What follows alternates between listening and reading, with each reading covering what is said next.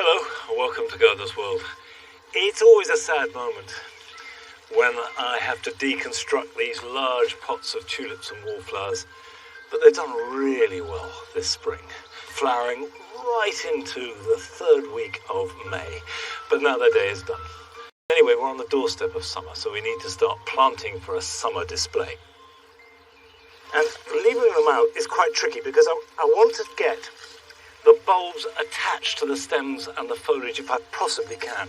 And that's because there's still quite a lot of green left in the plant, and that, as it dies back, feeds next year's bulb.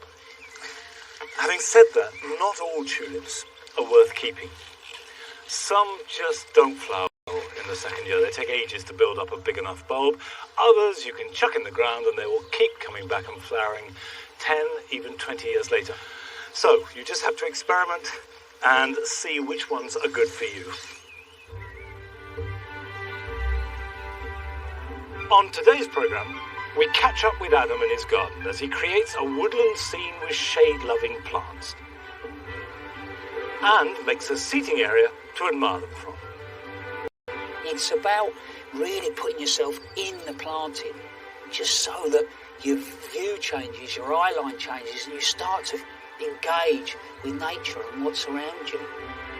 And there's another chance to see the film that Frances made last year, where she looks at trees that are an invaluable source of food for bees. This is a tree heather, and it is awash with flowers. And the lovely thing about this is it smells incredible when you're up close to it. And I will be moving on to the next stage of the tomatoes that I sowed a few weeks ago, and I hope some of you sowed too, as well as planting out dahlias for cut flowers, and also adding sunflowers to the dual garden, which will not only look good for us, but be great for bees too.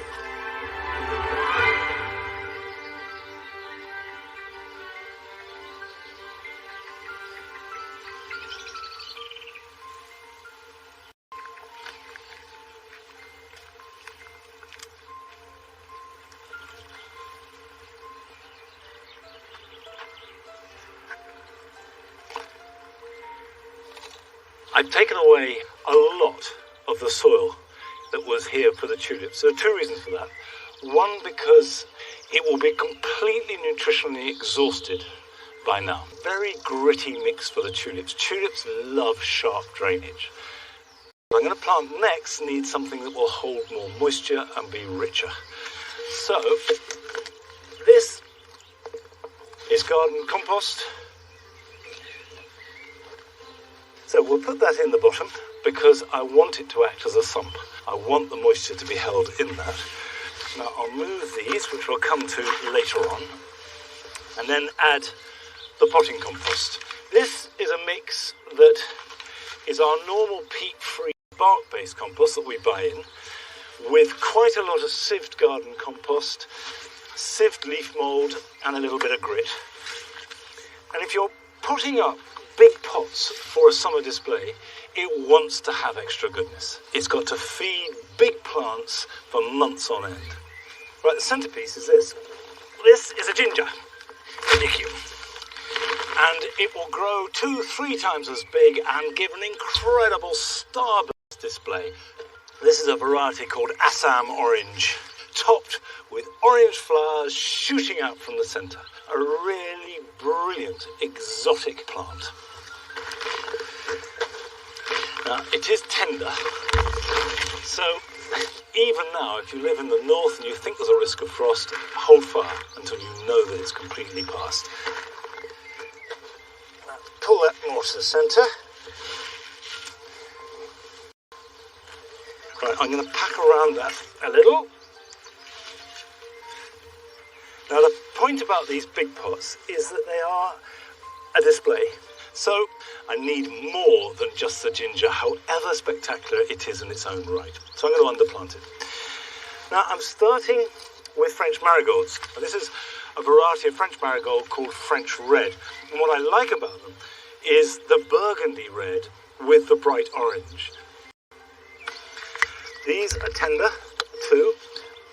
And you can see that actually there's a lot of root at the bottom. So just break them out. And if you break the roots, that will stimulate regrowth. And I'm going to pop them round the edge, like that. And these should keep flowering if you keep deadheading. That is the absolute secret of most of these annuals. Marigolds will do well in full sun, but they'll take a bit of shade too. Right, that will do as a basis, but still that's not nearly enough. Now this is a first for me. This is Cali Brachia, and this is a variety called Cali Orange.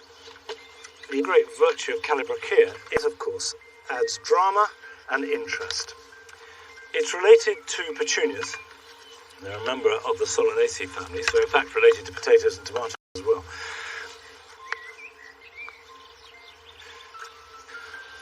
Every week this will have a water. We have what we call Feeding Friday in the garden, and every container gets a good water and a good feed. And you can use homemade liquid feed like liquid comfrey, or you can buy seaweed, or if in doubt, you can never go far wrong with a container with a basic tomato feed. And that will keep the flowers coming. The pot, and the whole thing will have an energy and a dynamism. Of course, the whole point of a display like this is high drama. In fact, the whole point of the jewel garden is to be as dramatic and colourful as possible for as long as possible. Now, we haven't seen Adam's garden since Easter now, and he's been working on it and developing not just the high bits of drama, but also some of the more subtle areas.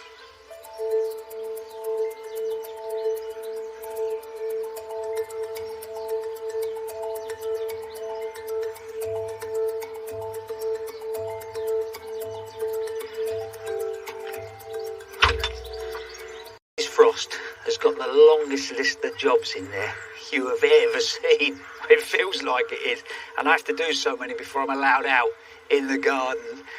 And if you're anything like me, those moments outside in your garden, whatever, sat on a balcony, are just absolutely glorious. And look, the wisteria, it's doing its thing, and I think it's the first time in all the times you visited that I've been able to show you it really in its full glory.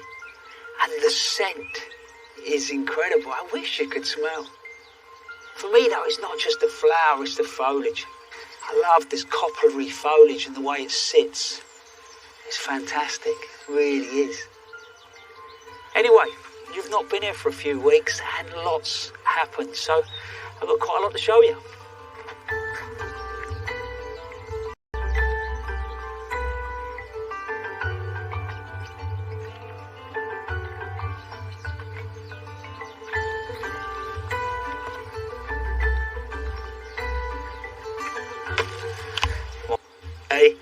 That it really is perfect timing, is it?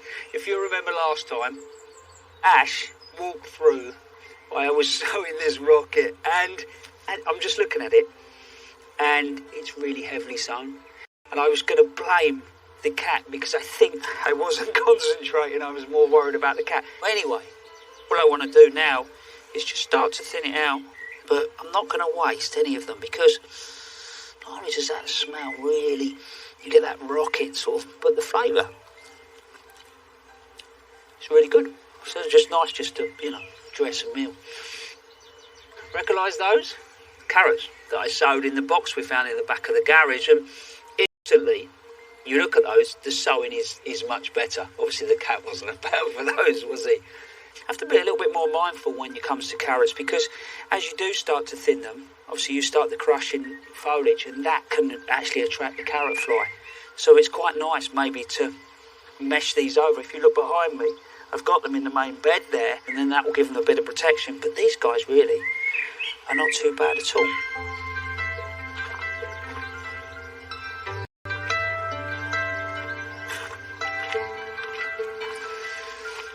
Actually, while we're in here, I've got to show you this. It's a standard gooseberry. I think it works really well there, coming up through the rhubarb, but as far as planting it was easy. Just dug a decent sized hole, lots of organic matter. But it works because it means I get more out of this space, and I think it makes a lovely little punch point as well. And I do like a gooseberry pie.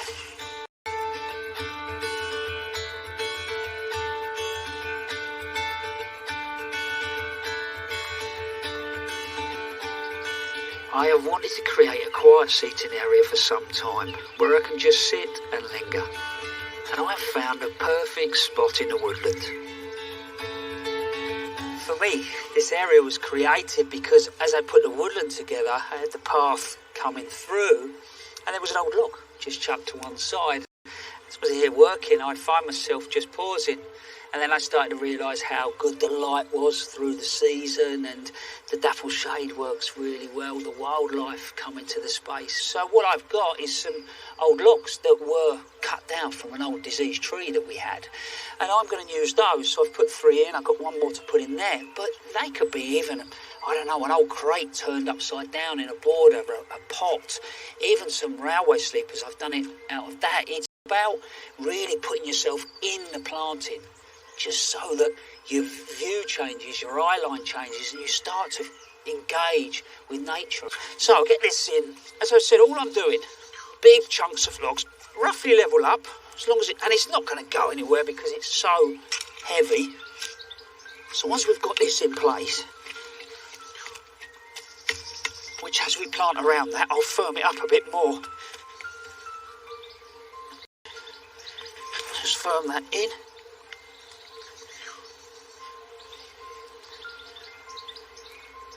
Come to the planting. I've chosen here, first of all, if you look, the ferns, that lovely sort of texture of that foliage and the light green that will develop as the season goes on. Next to there, you've got the actea, which has got that sort of lovely, soft, grey-blue foliage. And then coming back in here, epimedium, sort of shiny, more or less leathery feel, but nice serrated dagger. And then lastly, this tiny little Solomon seal. It's wonderful little oval leaves. So when it comes to laying them out, it's just going to go in around these seats. It's not going to get too high. It's going to start to really sort of carpet. But when you're sat on the seat, you're looking down on this plant. So you're really starting to see that detail. So ultimately what I'm trying to do all the time is just have this little rhythm and this just repeated patterns. This actea is actually called misty blue, and when you look carefully you can see tiny white flowers going to develop. But what I love about this, as the season develops, you get red tips to the end of the stems with white berries on. So back end of the season looks absolutely fantastic. Just be mindful if you are going to use actea that some people can be an irritant to the skin, and the berries are poisonous. So, but yeah, cracking plant. Let's get that in. Look at this. It's actually a Dryopteris, so it's Dryopteris juartii, which is a good hard-working fern. Get to about just under 2 foot. If I can get those roots established over this first season and going into the winter, next year the plant won't need quite so much TLC. So, into that soil. There we go.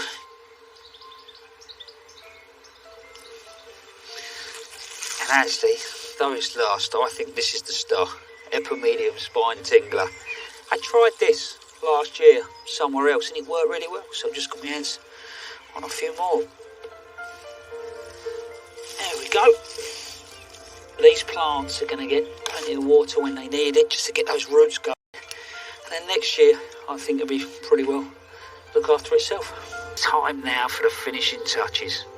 I've already put 100 ml of hardcore under this path to stop it sinking.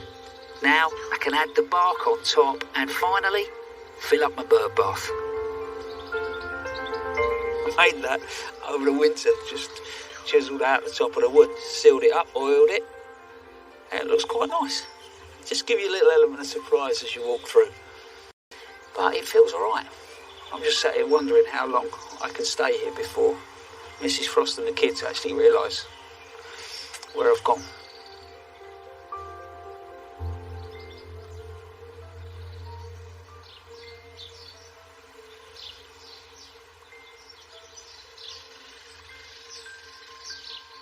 I've made a very basic seat here in the wildlife garden, which Nellie likes. And Adam's absolutely right. Just sitting, surrounded by plants, having time to think, is not just enjoyable, it's actually really good for your mental and physical health. And this bit of the garden, the wildlife garden, was created some years ago to be good for wildlife and good for humans, to show that the two are not incompatible. And last winter, I moved the pond, and it's early days. I only filled it up with water about 7 weeks ago. And I think that you shouldn't expect too much from a pond in its first year. Just let it settle in, and then you will find frog spawn and newts and dragonflies, and everything starts to click. But it's a wonderful thing to do, to get wildlife into the garden. And of course, the flowers in this part of the garden are designed mainly for pollinators. As many different types of pollinators as we can, but above all bees. Now, over the last few weeks, you've been sending us fabulous films of how you've been using your gardens and how your gardens have been helping you get through this extraordinary time that we're all sharing. And we now visit a garden not far from Adam, actually, in Stamford, in Lincolnshire, where a couple of brothers share with us not just their love of gardens, but also their love of bees. Hello, I'm Douglas. And I'm Hamish. We would like to show you around our bee-friendly garden. Bees are very important because they pollinate most of the plant food we eat. It takes 12 bees in their whole lifetime to make 1 teaspoon of honey.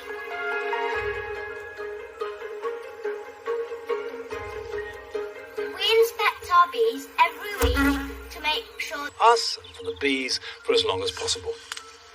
Now, I've got a couple of different varieties that I'm growing in the dual garden this year. The first one is Velvet Queen. And this has got a sort of orangey, browny tinge to it. I grew this plant from seed, and I will plant it into an open space and just pop it in the ground. At this stage, it doesn't need support of any kind. If we can leave them to grow unstaked for a bit, they grow nice and strong, and it does help. Whereas if you stake them straight away, they never develop such a strong stem. The other type, which I'm growing this year, is Claret. This is another reddish, as the name suggests, sunflower. And there are a number of different varieties that will give you browns, caramels, marmalades, going right through to a deep orange. And they all work just as well for the pollen. 8 foot tall, they tend to have smaller flowers, but more of them. And if you keep heading them, they will produce flowers until the end of summer. Then we leave them so the birds can pick away at the seeds. But it doesn't matter how big a sunflower can grow, even the biggest is nothing like as big as many of the flowering trees that are also really good for pollinators and bees. And this time last year, Francis went down to Sussex to have a look at some of the range of fabulous trees that have flowers which are perfect for bees.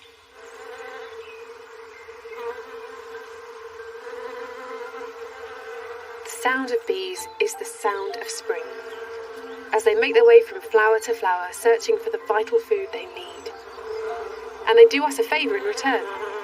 It's been estimated that 1/3 of the food we eat relies on pollination by bees and other insects. Even closer to home, like here at Gravetime Manor, bees foraging for food in our gardens pollinate our flowers and trees, providing us with a wonderful variety of seeds and fruit.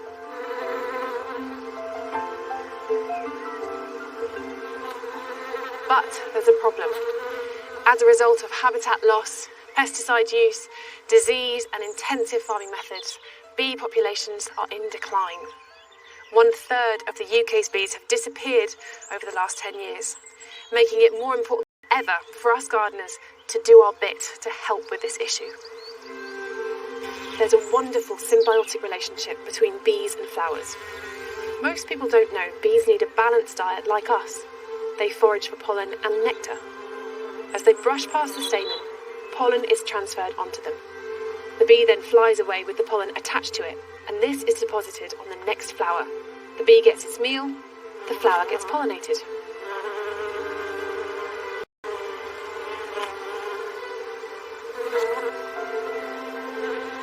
By late spring, our flower beds and borders are abuzz with bees. But there is another way that we can provide them with the food they need earlier in the season, and that's by planting bee-friendly trees.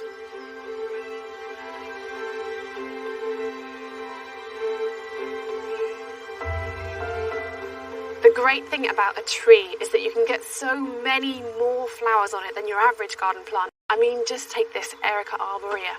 This is a tree heather, and it is awash with flowers for the bees. This is a really good plant for any garden. It's so easy. It will cope with drought and wind, so for a problem spot, this is the tree. And the lovely thing about this is it smells absolutely incredible. Closely, you can really see that detail. Fine little red circles within it, so there's something for everybody. And of course, plenty for the bees.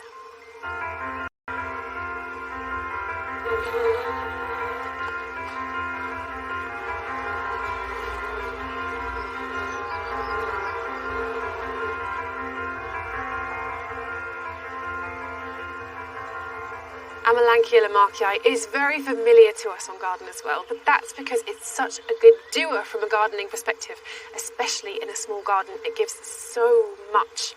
It has lovely form, beautiful blossom, beautiful fruit, and then fantastic autumn colour, especially if you plant this in the sunshine. More importantly, the blossom offers a really good early source of nectar for bees, and then the fruit later is fantastic because the birds love the seeds. So you could call it a win-win.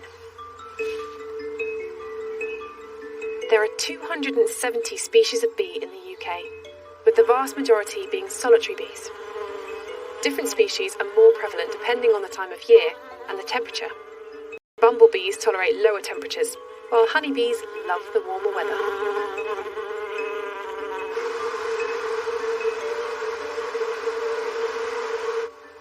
This is a tree that bees absolutely love. It's called Cercis, forest pansy. Now, it's a native to North America, but for a small garden, it's absolutely invaluable because it has such a beautiful shape.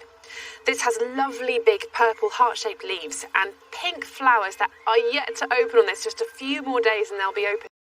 And the really unusual thing about Cercis is that it flowers on its bare branches. Now, it's believed that where this evolved in the forests of North America, that meant that all kinds of insects, not just flying ones, would have had access to that nectar. So it's something for all the pollinators in our gardens.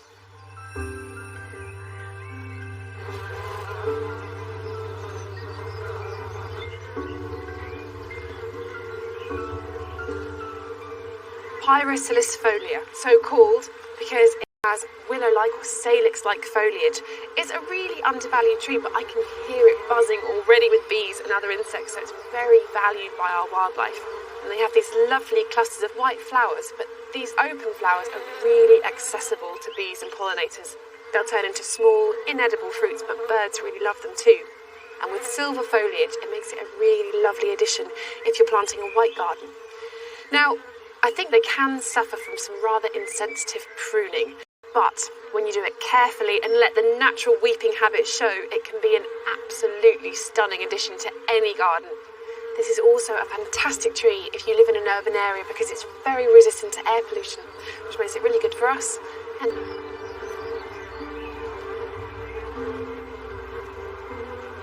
now, we're used to seeing bees buzzing all over our orchards, but there are all kinds of ornamental fruit trees that you can buy that do exactly the same thing for pollinators. When you're picking them though, make sure they have single flowers, because in double flowering plants, those nectaries where the food is have been bred away and replaced by petals. Now this is an ornamental cherry called taihaku, meaning big white flowers, and you can see why. They are double the size of the average cherry blossom. Probably better for a slightly larger space because it will get quite tall, a lot taller than this, and the spread is huge. But if you have the space, plant one. The bees will thank you. It's important to remember that some trees and plants are pollinated by the wind and other types of insects. So when choosing your tree, check that yours is one that bees will enjoy.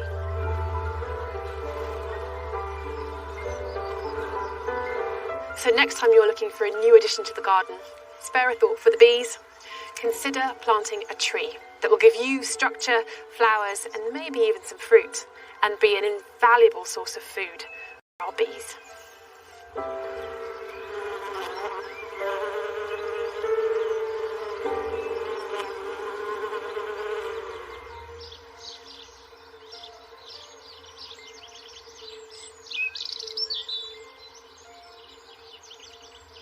I do think that however small your garden, there will be a flowering tree that you can fit in and enjoy, and they just add a floral dimension that is fabulous. A few weeks ago, I sowed some Gardener's Delight tomatoes and suggested that if you hadn't sowed tomatoes, that you should join in and we'd do it together, and I'd take you through the process so that hopefully we can all share a really good harvest later on in summer. And I chose Gardener's Delight because they're lovely to eat straight off the vine. They're not difficult to grow, they tend to be quite robust, and also the seeds are widely available. Now these are mine, and you can see that they've germinated and have developed what's called the true leaf, which is the leaf that looks like the parent. And as soon as they develop a true leaf, they're ready for pricking out or potting on. So if yours look anything like this, this is what you should do. So a small pot, and I'm just using a normal peat-free potting compost. Hold it by the leaf always and just cut around it to lift it out, and there you have a root ball on that little plant, a really good root system. You drop it into the pot like that, hold it steady, put some soil around it. Now I'm not going to firm it in at all, and it is really important to get as much root as you can.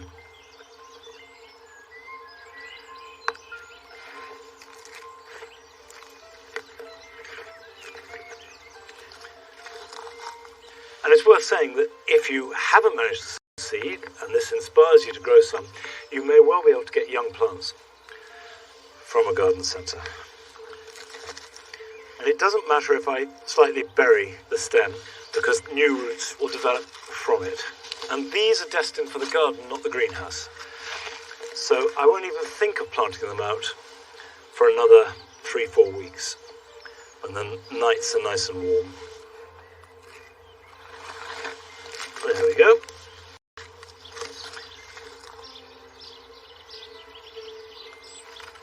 So we'll put Gardener's Delight, give them a good soak, and these will go back into a protected environment. In my case, a greenhouse, if you've got a cold frame, a windowsill, a porch. But it's important to do this now. Don't leave them in the seed tray. The beauty of tomatoes, and in fact quite a few vegetables, is that you don't need a lot of space to get a really good harvest.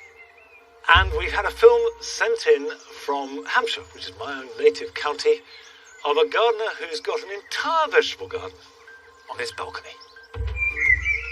Hi, I'm Bob, and you join me here on my balcony in Southampton. I've always been keen on gardening and growing my own veg. And that's exactly what my wife and I started to do a couple of years back. Today, I just want to show you a few tips and tricks to help make the most of the space you've got, no matter how big or small it is. Firstly, think vertical. Make use of walls and hanging baskets. Here on the balcony, we've got tomatoes growing up one wall, and we've got peas growing up another. We've also turned an old pallet into a vertical herb garden, growing some herbs such as parsley, thyme, and some mint. Secondly, experiment. This year, we're trying to grow some potatoes in old shopping bags, wrapped in hessian. We've also got some lettuce growing in these planters. Finally, choose plants that make you smile and bring you fond memories. But most importantly right now, make space for yourself. Cheers.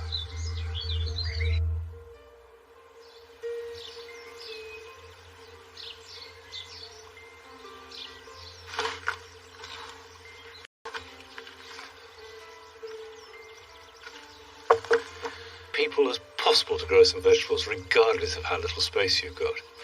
Just be sure that A, you're allowed to grow vegetables or any plants on a balcony or roof space, and also just make sure it's strong enough, because the extra weight of containers with water and plants may be more than the structure will bear. Now, I love growing chilies. I love eating chilies. And of course, chilies are a plant that you don't need a garden for. You can grow them on a windowsill. And I keep mine indoors all the time, but in a greenhouse. I have grown chilies outside, but they never fruit as well. They love heat, and the more, the better. And the secret I've learned over the years of getting really good chilies is to encourage them to become nice, big, strong plants early on in the year. So it's time to plant them on, and I'm putting them into these terracotta pots. The terracotta means they don't get too wet, and chilies hate sitting in wet compost. They're big enough to get a decent root system, but small enough to constrain them once they reach a certain size. And if they're feeling a little bit stressed, that will trigger more flower and fruit production. So they're the perfect balance. You need to put a crock in the bottom. Any ordinary compost that you grow tomatoes in will be fine. This is a peat-free bark-based mix with a little bit of goodness added to it. And I'm going to put about a third full in the bottom. And this is a cayenne pepper. It's called long red slim. Not too hot, but a little bit pokey. And depending on your taste, you can get a chili that will blow the top of your head off. If that's what you want. Or just slightly add a touch of spice to whatever you're eating. And what you do is don't take it out of the pot, but put it in like that, and then fill around it. It's a very good way of potting on. Smooth it so it's level, and then just carefully lift it out. And what you're left with is a space exactly the size of the roots. So if I then take that out and just pop it in, and it fits perfectly. And that way I don't disturb the roots in any way at all.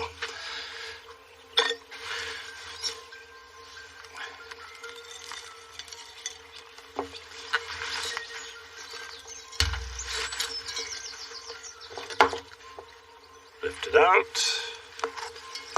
Pop it in, easy peasy.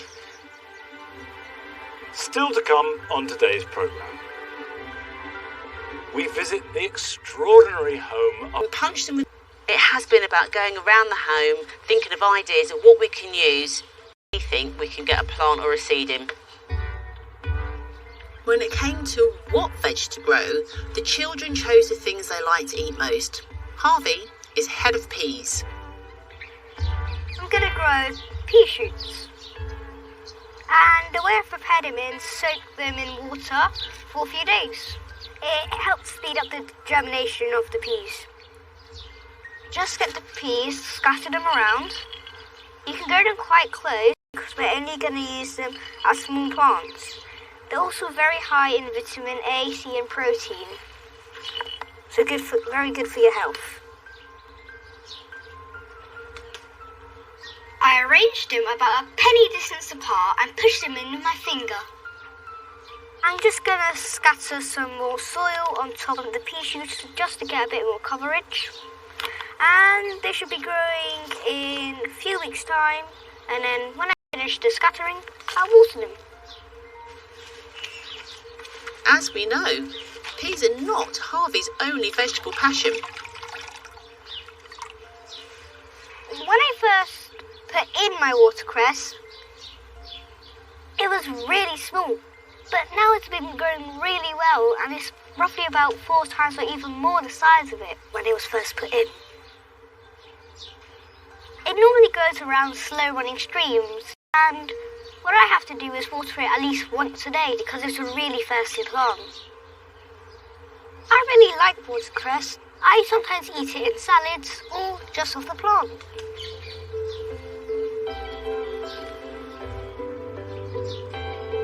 Over in the very sunny seating area are our herbs, and Freya is adding to the collection. What I'm planting in these crates are some thyme, sage and marjoram. The reason why I'm planting it in the same crate is because they're all Mediterranean plants and they like hot weather, and they like well-drained soil.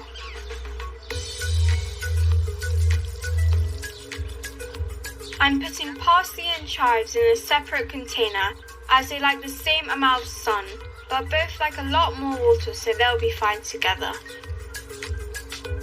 Even in this small garden, I am still getting a bit of a look in. This tree stump was an irresistible find. I've put holes in the pallet that it's sitting on, and I perforated a compost bag to line inside it. And I think this viola will really add to this corner. I do try to create little vignettes where I can that work within the space. So for them here, but it's creating sort of light and shade, which means it's almost woodland edge. So this log sits perfectly with a little viola coming in because they're still going to get enough light. And it just gives this little sense of a little dell, and I can pretend that I'm in a woodland.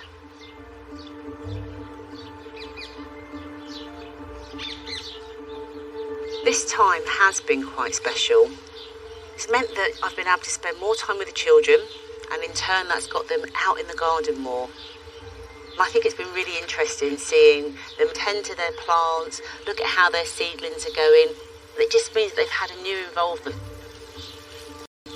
I'm also blown away about how much they've researched both the plants and how to grow their food. This family time has allowed them to connect with nature. I think one of the things that I've taken away is that the garden will always be the place to be.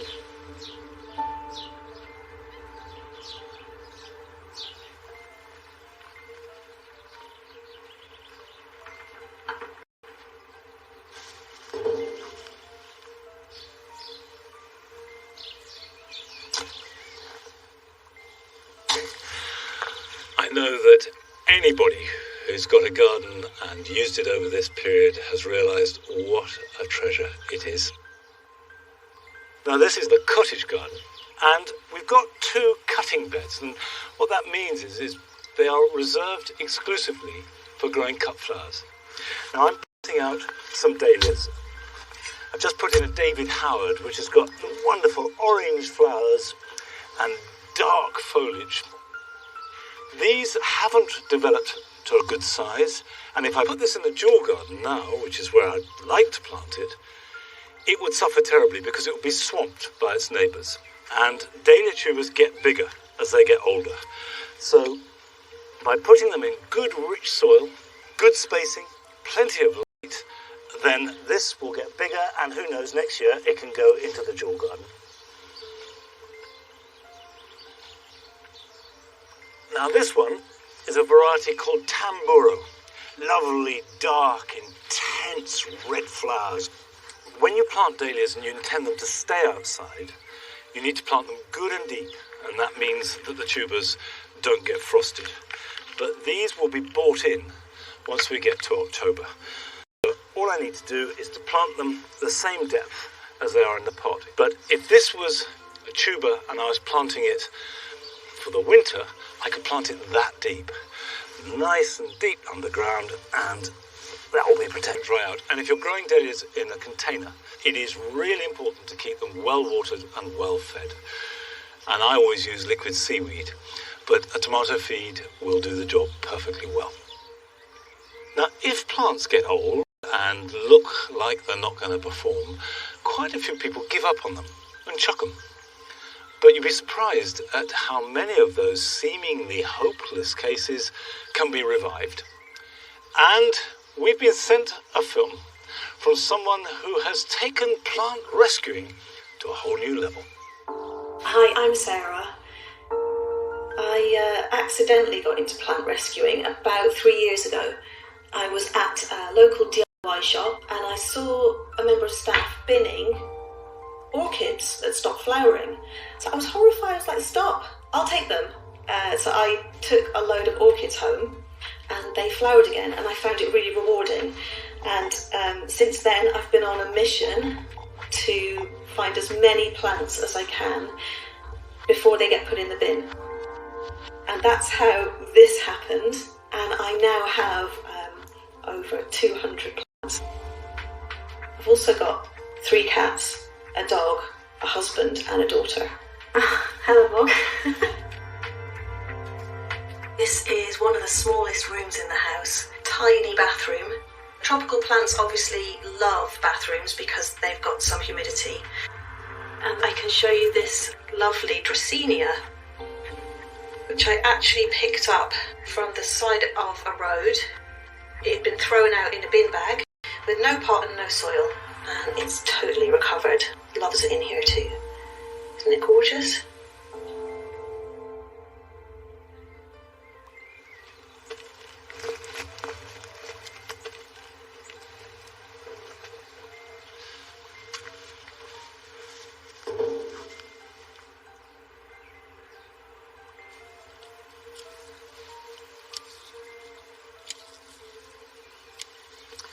I have to say that Sarah's plants looked incredibly healthy, and it does show that a plant can look as though it's on death's door, and there's no chance of rescuing it. And with a little bit of TLC, it can burgeon back into glorious life. Good for her. I'm cutting back the spent flower stems of the Camasias. I want to take away the seed heads so that the energy goes back into the bulb for next year's flowering. And now they've gone, the attention can go on to the hostas, which are looking really healthy. I suppose I get more letters about hostas than anything else. And the first is lots of predators. So birds, mammals like hedgehogs that will eat them, frogs. And also if you've got strong, healthy plants growing in good soil, they tend to be left alone. What slugs and snails like are stressed plants. So look after the plant, and the chances are it'll be okay. Now, as well as the hostas looking good, at the moment this is Iris pseudochorus that is grown in the water, is at its best. And although the foliage is really dramatic and sword-like, I think the flowers are beautifully elegant. Now, of course, to have your irises growing in a pond and to have your predators eating your slugs, you need a garden. And that's fine if you've got access to one, but a lot of people don't. That doesn't mean to say that you can't have a collection of glorious plants. And last year we went to visit the home of Jamie Song and his fabulous plants.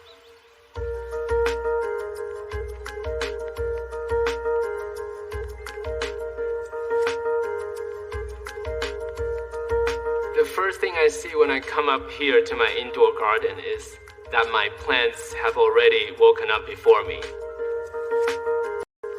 It's just like coming into a world that's already alive. I love taking care of them, and this time you spend taking care of them is, for me, a little bit like meditation. And when I watch a plant, I can almost see the circle of life because, when a leaf dies, a new one comes out, and it's just beautiful.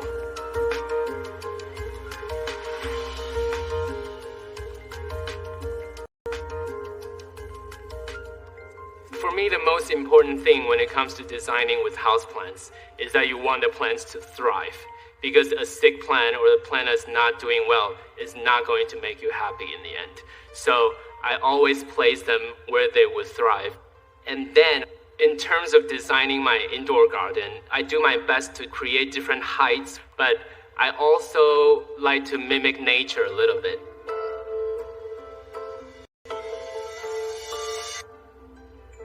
I've hung a lot of my plants up in the air. The ones that I like to hang are the rainforest cacti, the ones that are epiphytic in nature, so they attach themselves to trees and grow downwards.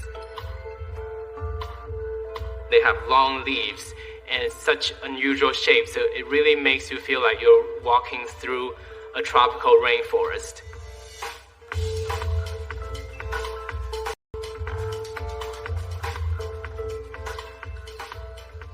Pull up a tree and climb, so I decided to experiment with making it a climbing plant. So I found these little plastic clips that attach to the wall without damaging the wall, and I put the stems through the clips to create this vertical garden. And it's really become a focal point of the living room. Everybody is so impressed by it, and people love to sit on the sofa and take selfies here.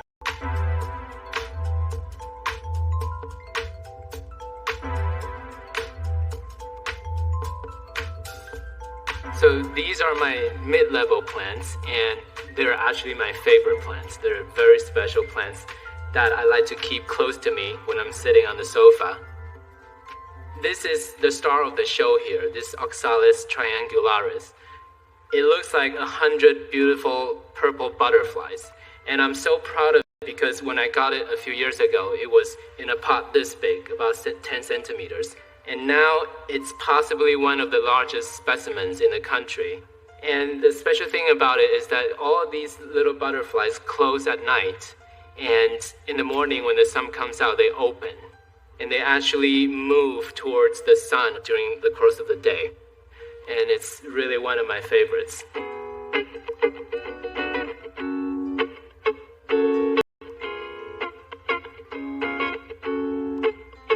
The plants that I like to place on the lower level, directly on the floor, are the ones that have leaves facing up. So they look the best when you're looking from above down at them.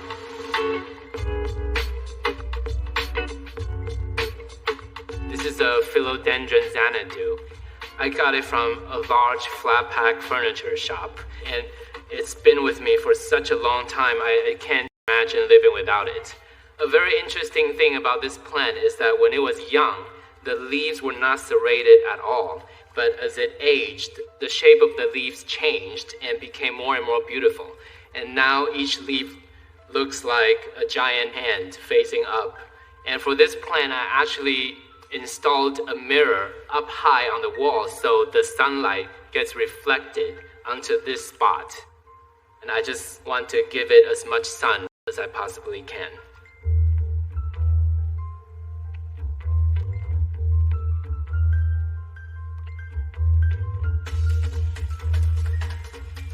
If you walk around my home, you'll see a lot of repetitions in color, in texture actually. And I have orchids dotted around the room, and it's like they're birds singing to each other. And it just gives this cohesiveness, if you will.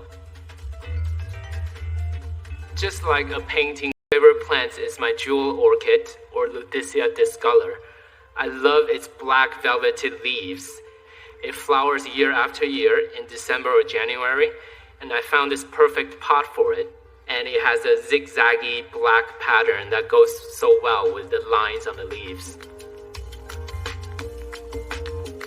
I feel like if you only have plants that you love and you put them in the pots that you love, the stands that you love, and you combine them with the art that you love, it's a winning combination.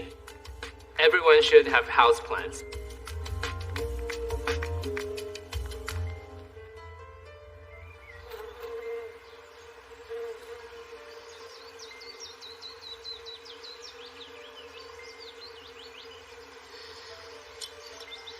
I agree about houseplants. But if you've got an outdoor garden, the greatest luxury you can possibly have is an asparagus bed. And certainly it's one of those plants that gives you a relatively low return for a big investment. You put a huge amount of effort in, and time, and a certain amount of trouble, and you don't get much back. But what you do get back is lovely. I'm cutting under the soil. Obviously you want nice thick sprues, and if you've got a good healthy plant that's really vigorous, that's what you'll get. Some of the thinner ones, it's either because the plant is a bit exhausted, or you were cutting too often, or maybe it's just a bit too dry or hasn't got enough nutrition. But drainage is the key. Drainage and sunshine, and you won't go far wrong. And they do say that you shouldn't cut your asparagus until the water to cook them in is already boiling, and then they have a freshness that is heaven. Well, life is not all luxury, I'm afraid. Here are some jobs for you this weekend.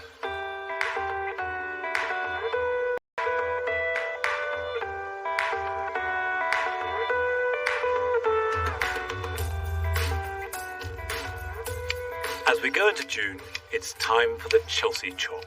This doesn't mean cutting back those plants that are finished, but reducing the height by about a third to a half of perennials that have not yet flowered.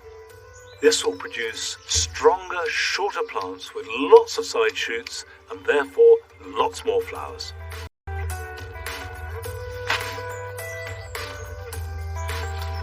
At this time of year, The soft, fleshy growth of broad beans coincides with the life cycle of the black bean aphid. So, to reduce the aphid, remove their food by taking out the top few inches of your broad beans. And this will also concentrate energy into the growing bean. Fill the gaps left by spring flowers as they come to an end with annuals, both tender and hardy. If you haven't sown them yourself, you can buy them by the tray. Put them in the ground now while the soil is warm, and they will grow and flower very quickly.